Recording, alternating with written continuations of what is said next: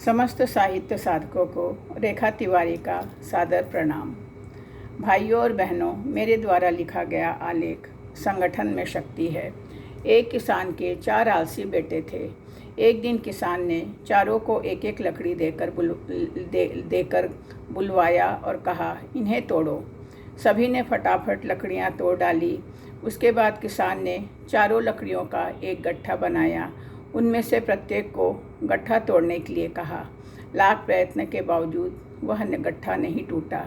तब किसान ने उन्हें समझाया, संगठन से जो हमें जो जोड़ता है, देखना है उस बंधन को कौन तोड़ता है। यह कहानी बहुत पुरानी है और शायद आप सभी लोगों को पता भी होगा। देखना है उस बंधन को कौन तोड़ता है। संगठन की शक्ति अपरिमित है। संगठित सेनानियों को किसी पुल के ऊपर से गुजरने पर कदम तोड़कर चलने को कहा जाता है। यदि वे ऐसा न करे तो कदम मिलाकर चलने से उसकी सम्मिलित शक्ति से पुल टूटने का डर रहता है। हमारे देश में अंग्रेजों को भागने पर विवश होना पड़ा, क्योंकि पूरे देशवासियों के संगठित मनोबल ने अपने अपने स्तर पर क्रांतिकारियों का पूरा साथ दिया। संगठन अपने आप में सृजन बल, मनोबल की सामर्थ्य लिए हुए होता है। तभी संगठित लोगों द्वारा किए गए प्रयास प्रशंसनीय एवं सराहनीय होते हैं। लोगों की सद्भावनाएं, प्रार्थनाएं, आशीर्वाद ऐसे संगठित लोगों को अनायास ही मिल जाते हैं।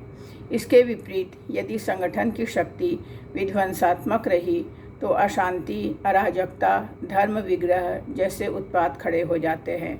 स्वार्थपरता एवं अर्थलोलुपता से संगठित लोग ही आज आतंकवाद के जन्मदाता हैं, जिन्हें जनता कभी माफ़ नहीं कर सकती। उच्च आदर्शों से प्रेरित होकर लक्ष्य की तरफ कठिन राहों को पार करती हुई संगठन की शक्ति निश्चय ही जनता के बीच विचार क्रांति पैदा कर सकती है, जिसके द्वारा देश के विकास को नई दिशा दी जा सकती है। बांग्लादेश का उदय, रूस में साम्यवाद का अंत, भारत में प्रजातंत्र आदि न जाने कितने क्रांतिकारी ऐतिहासिक परिवर्तन संगठन शक्ति के ही परिणाम हैं। रावण के आतंक से परेशान ऋषि मुनियों ने के संगठित तप से सीता माता का जन्म हुआ।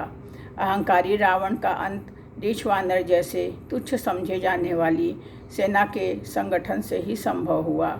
रोमियो जूलियट की कहानी सर्वविदित है।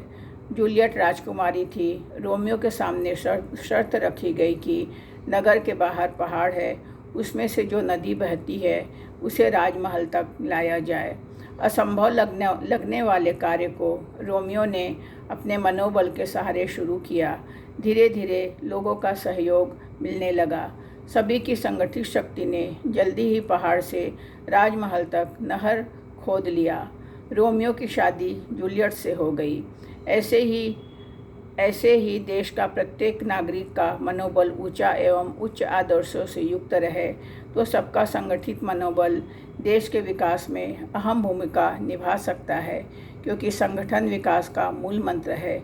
जिसमें एकता का भाव नहीं, वह हृदय नहीं एक पत्थर है।